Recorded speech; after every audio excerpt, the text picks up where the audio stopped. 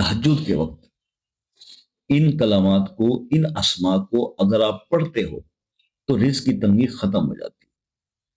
تو رزق کی تنگی کو سے اگر آپ نجات چاہتے ہو تو پہلی شرط کہ یار نماز کی پابندی کر لو۔ اپنی مرضی کی نماز نہ پڑھو، اللہ کی مرضی کی پڑھو۔ آپ کی مرضی کی یہ ہے کہ کبھی ایک پڑھ لی، کبھی دو، اللہ کی مرضی کی 5 پڑھنی ہے باقی۔ تو اللہ کی مرضی کی نماز پڑھو، گناہوں سے توبہ کرو، نیکی کی طرف رجوع کرو۔ کسی سب سے بڑی برائی جھوٹ ہے، یا جھوٹ بولنا چھوڑو۔ اور اس کے بعد تہجد کی نماز کے بعد تہجد پڑھو۔ ان دنوں میں جب بہت پریشان ہو نا تو کچھ ایکسٹرا کر لو۔ تہجد کی نماز کے بعد یہ اسما پڑھو، یا خالق کو، یا مالک کو، یا رزاق کو 313 بار پڑھو، اول آخر 3 بار درود شریف کے، اور اللہ سے دعا کرو۔